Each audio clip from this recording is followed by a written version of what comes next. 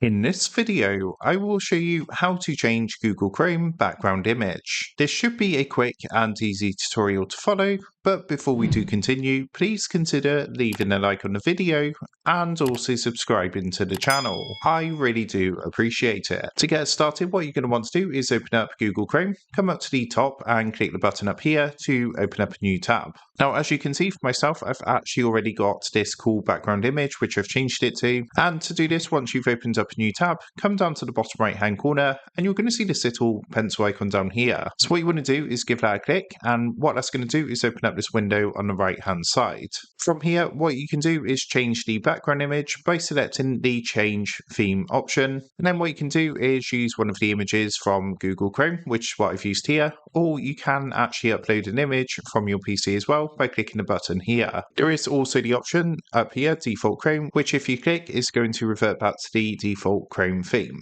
So what I'm going to do is click onto landscapes, and I'm actually going to select this one here. I think this is really cool, just like so. And then what you're going to want to do is come back and come back again. And if you actually come down a bit, you can also change the colors as well. So you can see mine set to go with the background image. This kind of like pale orangey peachy color, but we can change the color if we want to just down here to go in line with our picture. Once you're happy with everything, all you need to do is simply come up and click onto the cross at the top, and that's going to apply your background image. So that is how to change background image in Google Chrome. With that being said, I hope this quick tutorial did help you out today, and if this did help you out, I would really appreciate it if you was to consider dropping down below the video, leaving a like, and also subscribing to the channel. With that being said, I just want to take a minute, thank you guys for watching this quick tutorial, and I will see you in the next video.